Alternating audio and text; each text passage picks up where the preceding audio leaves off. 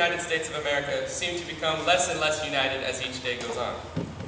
Certain golden toupee political candidates, wink, seem to be stirring up the pot of American discord. Disagreements are often sparked and flamed by ignorance and the lack of ability to listen. In the same way, our schools are often representative of the both good and the bad that our country has to offer. The relationships between students and other students, as well as students in their environments, may not be as inclusive and together as they once were. The sense of family we had as elementary students just may not be there anymore. Now, as a person who loves to learn, and a person who enjoys the sense of community you can get from school, I have always enjoyed going to high school. However, for many people, the sense of community is not always so apparent. They might feel distant and disconnected. Now, just for a moment, I want y'all to think about a school with perfect unity. Everyone is glad to come to a place where they can be a part of something that builds each other up and helps them encourage each other. Now think again about our schools. What words would you use to describe them? Most likely, perfect unity may not be the one thing you would pick. Human nature just prevents us from doing that. It's interesting to note how we interact with each other. And we usually don't realize how much of an impact we have on each other. Negativity runs rampant in our schools, making people question the bonds between both students and students in their schools. Now, as a person who loves languages, as all of you know, it's really interesting to me to see the origin of words. The word unity comes from the French word unité, which in turn comes from the Latin unitatum, which comes from the other Latin word unis, meaning one. But not the one person, not the one individual, but the one group as a whole. Now, as students, it's really important for us to ask, how do we fix this? How do we make our school a place that's more united? To answer this question, I turned to a quote. And I said, hey, what a wonderful kind of day if you can learn to laugh and play and get along with each other. Now, ladies and gentlemen, this quote comes from a personal hero of mine, the American hero, no doubt. It's the greatest child educator and philanthropist of our generation, Arthur the Aardvark. If you can learn to work and play and get along with each other, that's the goal. To create an environment that's more united and together than ever. Everyone here is very privileged that we get to go to a Christian school. We have small class sizes and individual attention from every teacher. On the flip side of that, we're also with the same people every day, and I think that is one of the causes of drama, which causes disunity. The definition of drama is a state, situation, or series of events involving interesting or intense conflict of forces. Since we are all together all the time, word spreads very quickly, and it will get around easier. The next stage is cliques and stereotypes. A clique is a small group of people with shared interests or other features in common, when they spend time together and do not readily allow others to join them. The definition of stereotype is a widely held and oversimplified image of or in a particular type of person or thing. We tend to think of how people were back then. We tend to think they can't change because that's how they were.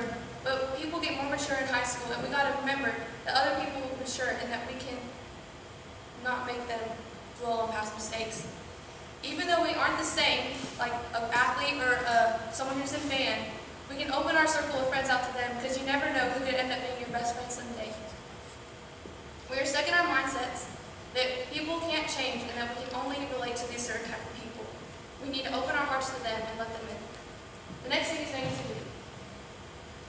The definition of negativity is the expression of criticism of or pessimism about something. A lot of high school students think, why am I here, or this is stupid.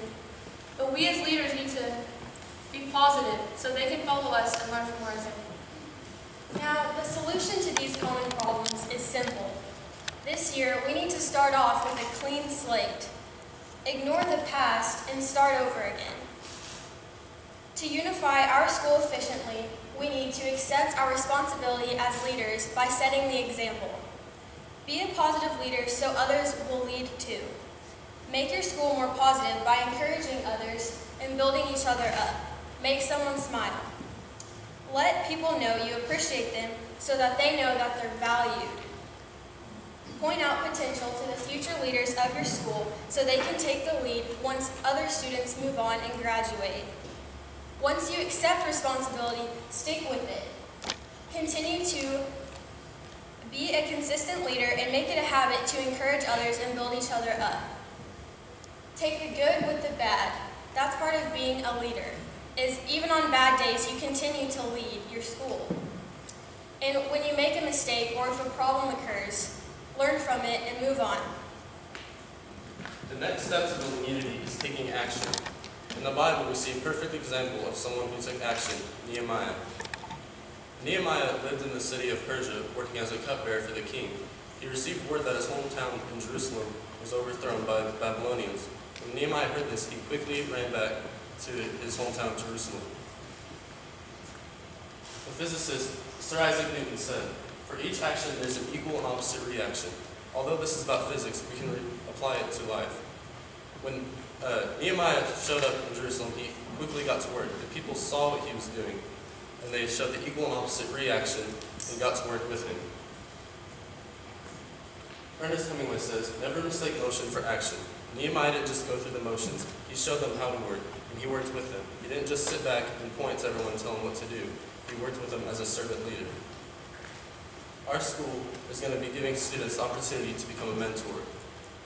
We're going to adopt the Big Brother and Big Sister program, where older students will be able to mentor younger students. Next is what we're going to do, is adopt the personality test. When we have the personality test, we'll be able to see how we can work with each other and how we can work together and do things efficiently. But instead of stickers, we'll use buttons, so that way we can pin them on our backpacks and people can see all year long how to relate with one another. Next, our school is going to go on a 2-day retreat with team building skill activities. And this way, again, we'll build unity through all age groups, because we're going to split up into groups with people from 7th grade all the way to 12th grade.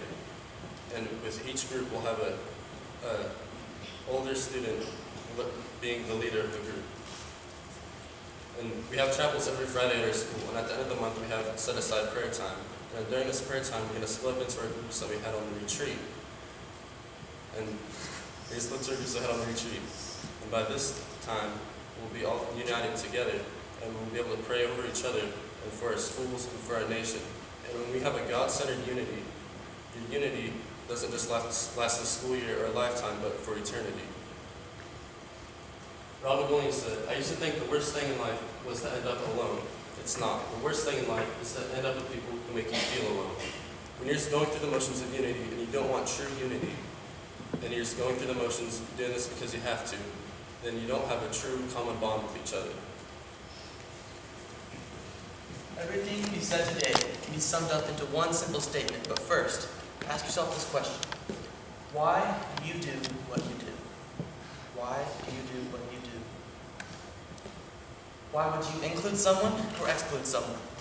Sit with the person who's alone at the lunch table, or simply turn around and forget all about them? Guys, it's time to humbly and honestly ask ourselves this question.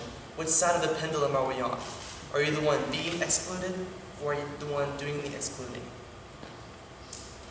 A common theme throughout this week has been doors, open doors, whether God opens that door for us, or peers, or different mentors. But I ask you guys today, sometimes you have to open your own door. Why can't you do that? Build your own door. Construct a pathway that will make you more of a leader. Because unity starts with you. No one can do that for you. You must make the decision. Throughout history, in all of the armies that have been assembled, there have been two kinds of people. There have been the soldier, and there has been the scout. You see, the soldier's job is to attack and defend whatever they hold dearest to them. But the scout is slightly different. His job is to understand. And here's the thing. One cannot win the war without the other. Because without the scout, the soldier does not know the terrain.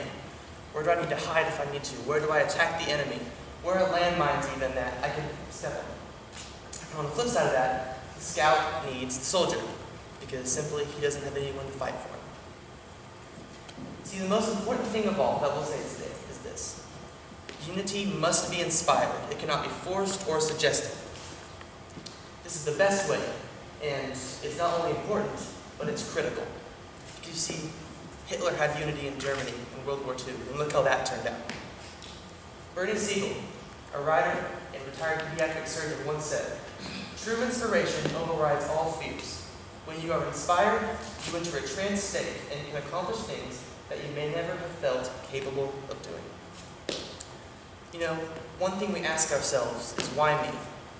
As a leader, why me? What makes me different from the person to my right or to my left? And see, here's the problem with that. Because if each one of us in this room asks ourselves, why me? Nothing gets done. Because we're all being complacent. So here's what we need to do. We can completely change our mindset in this area. Instead of asking, why me? Ask, why not me? Why not you? Because no one else is coming. So, we, the group from Wichita Falls, charge you today. Go out and inspire unity. It's the best way, and like Josh said, it'll have eternal effects. Thank you for listening to us, and have a great rest of the week.